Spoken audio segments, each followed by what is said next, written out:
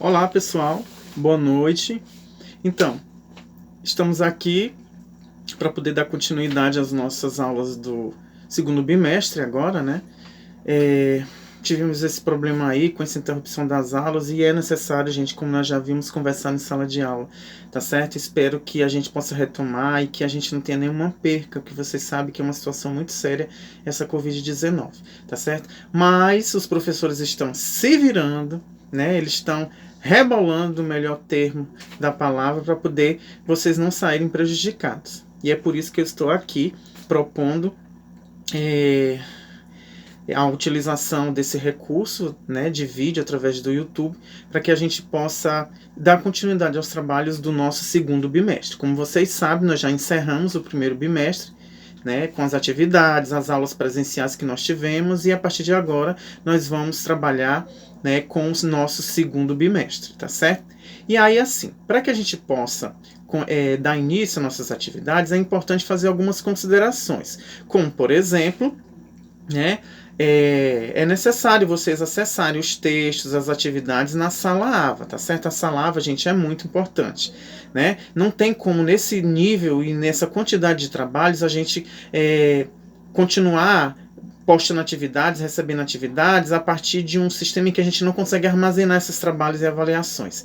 A gente precisa trabalhar num ambiente seguro, em que essas mensagens, trabalhos, atividades fiquem postadas em nuvens e que a gente não tenha nenhum prejuízo, nenhuma injustiça contra nenhum tipo de aluno, tá? Então, como eu havia falado para vocês têm 3 meses, na verdade, para poder disponibilizar essas atividades depois que estiverem prontas. Uma, através da sala AVA, que foram criada, a sala AVA Moodle. 2, através do e-mail que vocês podem mandar, lauro24.criativa@gmail.com, e também você pode ir na escola, buscar as atividades, fazer, entregar presencial, tá certo? O WhatsApp, gente, não é que eu me oponho a ele. Nós utilizamos durante um tempo o WhatsApp, só que nós tivemos muitos trabalhos. O celular sobrecarrega, não temos como arquivar essas mensagens. Então, dessa forma, eu passei a adotar, né, avaliei a situação e achei melhor utilizar outro tipo de recurso que é a nossa sala AVA, tá certo? Então, inicialmente é isso. Entre na sala AVA, quem ainda não mandou seus e-mails para ser adicionado, por favor, mandem nos grupos de WhatsApp, tá certo? Entrem, baixem os textos, as atividades, façam e postem na própria sala. Isso não quer dizer que o WhatsApp não vai continuar sendo utilizado, ele vai continuar sendo utilizado como ferramenta, só que não mais para postagem de atividades. O WhatsApp ele vai ser utilizado para comunicação, informes, sugestões, críticas, dúvidas, esclarecimentos, tá certo? Nós vamos continuar utilizando o WhatsApp. Somente para mensagem, o envio de atividades é que nós não vamos poder mais utilizar o WhatsApp, tá certo? Então, essas são as nossas considerações iniciais referentes ao segundo bimestre. Vocês me perdoam estar aqui dentro de um closet fechado gravando esse vídeo para vocês, mas é um espaço que eu encontrei que eu posso melhor me comunicar e gravar esse material para que vocês não tenham tantas dificuldades como a que nós já estamos tendo, tá certo? Então, para iniciar, eu quero que vocês peguem, tá? Esse capítulo 2 aqui, ó, que tá lá no texto de vocês, referentes aos padrões, normas e culturas, tá certo? Esse capítulo, ele tá lá postado no tópico do segundo bimestre de vocês, tá certo? Que vai da página 48 até a página 61, tá? Então, vocês têm esse texto já digitalizado aí na sala AVA, é só entrar e aí mesmo vocês vão ter acesso. Tanto no computador como no celular de vocês conseguem acessar esse material, tá certo? E aí eu queria iniciar falando um pouco sobre esse capítulo, já que vocês vão ter que ler esse capítulo e no final, lá na paginazinha 60, fazer essa primeira atividade. Aqui, ó, essa primeira atividade vocês vão ter que, depois que ler o capítulo, vocês vão ter que responder essas 5 questõezinhas, tá certo? Então, essa é a primeira atividade do segundo bimestre de Sociologia. Tá certo? Então, para responder essas 5 questões, depois que responder, ler o texto, responder as questões e postar na sala AVA, é necessário acompanhar a discussão aqui com esse vídeo para que a gente possa facilitar o aprendizado, tá bom? O que vem falar esse capítulo sobre os padrões, normas e culturas? Tá certo? Aqui, ó. O que esse capítulo vem falar? Esse capítulo 2, padrões, normas e culturas, tá? Ele vem estabelecer um paralelo de uma discussão racial, né, que nós tínhamos antes na sociologia e na antropologia, para um novo parâmetro, que é o parâmetro de se pensar não mais no conceito de raça, mas a partir do conceito de cultura. Tá? Então, assim, e há muita diferença. Esse deslocamento de utilizar o conceito de raça e passar a utilizar o conceito de cultura foi uma transformação muito grande. Tá certo? Para vocês terem uma ideia, e aí já desconstruindo a ideia de raça, eu peço a vocês que a partir de agora comecem a não utilizar mais o conceito de raça aonde vocês chegarem. Porque o conceito de raça, num termo biológico, ele não existe. Ele foi uma invenção colonial. O conceito de raça ele foi uma invenção, né, do sistema colonial dominador, tá certo? Imperialista também, principalmente colonial, para que você pudesse selecionar quais eram aquelas culturas, aquelas sociedades que eu poderia taxar como uma raça inferior, subjugar essas populações que até então eles chamavam de raças, e aí dominar, explorar os seus recursos e a sua mão de obra.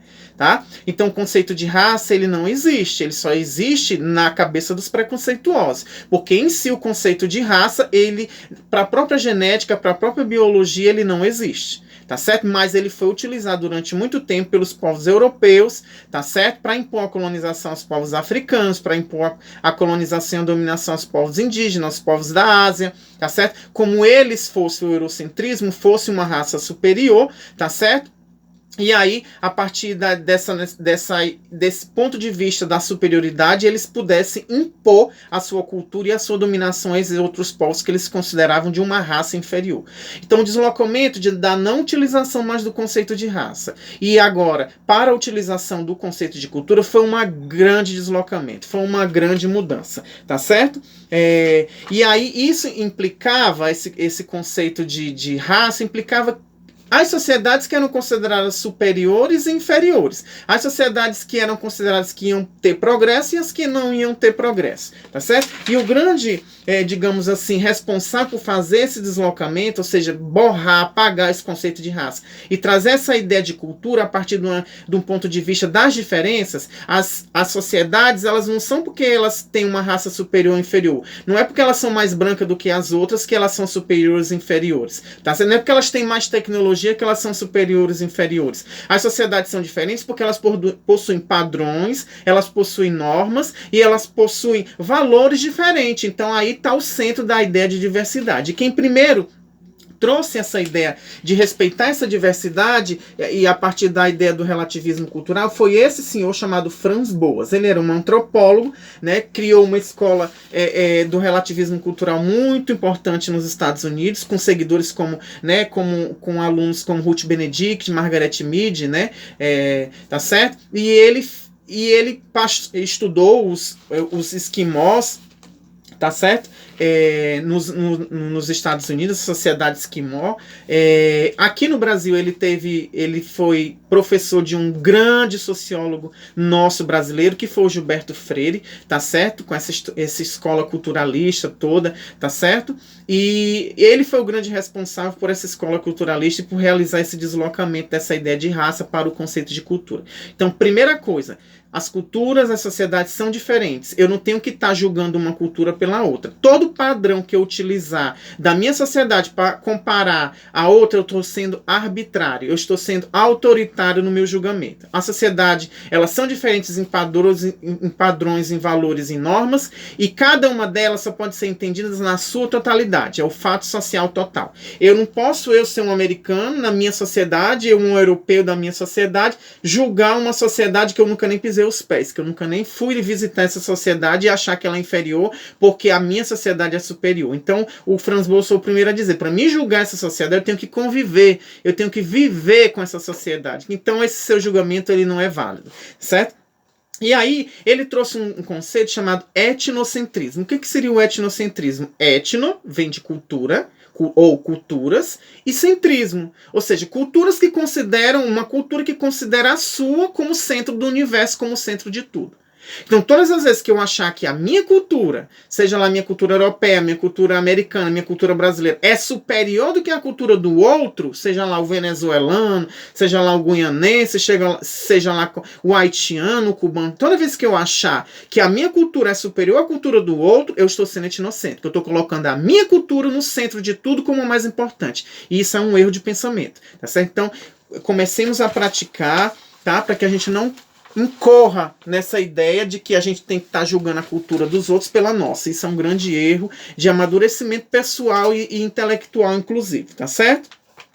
Uma outra questão que vem falar nesse texto, né, é a ideia das seguidores do Franz Boas, a Margaret Mead e a Ruth Benedict, tá certo? Eles escreveram livros como A Rosa e o Crisântemo, o Crisântemo e a Espada, né? Que aí elas vão se preocupar em aprofundar essa ideia das diferenças culturais. Era a época da Segunda Guerra, elas precisavam, né, foram enviadas, por exemplo, para estudar diferentes culturas, né, estudar inclusive o Japão, a cultura japonesa, tá certo? Para entender, geralmente nessa época os antropólogos, sociólogos, eles eram entendidos como espiões de guerra, digamos assim. Eles eram enviados para mapear a cultura do outro e aí servir para um sistema de dominação, tá certo? Essa ideia da cultura, da antropologia e da sociologia como um espião de guerra, isso já não funciona mais, porque a gente já tem, né, muitos autores como o Clifford Geertz, né, e o Geertz, por exemplo, o Clifford Geertz, que voltaram, né, da guerra e ganharam bolsas de estudo, se transformaram em grandes antropólogos e mudaram essa ideia, né, da culturalista da antropologia e da sociologia na ideia, na perspectiva de entender a cultura como algo fechado, tá certo? Então, esses dois autores, né, incluindo outros como David Schneider, tá certo? Entre outros, eles avançaram o conceito de cultura, desenvolveram, aprofundaram esse conceito de cultura ao longo do século XXI, e aí culmina com o que a gente chama de uma nova leitura da sociedade. Não mais uma sociedade moderna, mas uma sociedade pós-moderna, em que a gente passa não só a questionar o antigo conceito de cultura, que veio lá do Boas e da ideia do relativismo, tal, como a gente passa a questionar o próprio conceito de cultura. Nós passamos a questionar a própria sociedade moderna. Se a gente está falando da pós-modernidade, nós estamos questionando a própria sociedade moderna. O que deu errado nessa sociedade? O que cometemos de errado nessa sociedade? Tá certo? É o que normalmente a antropologia vai chamar de projeto da pós-modernidade. Ok? Então, é um pouco isso, pessoal. Leiam o texto, respondam a atividade da página 60, tá certo? E aí, à medida que eu for passando as atividades, eu vou produzindo mais videozinhos desses para que a gente possa continuar o nosso trabalho, ok? Um grande beijão para vocês, fiquem calmos, tranquilos, vai dar tudo certo, porque dependendo do professor Lauro, a gente vai fazer o que for possível, tá certo? Só não fiquem sem se comunicar, sem mandar mensagem, tá certo? E sem deixar de fazer as atividades. Por favor, um grande beijo, tá bom, queridos? Mua!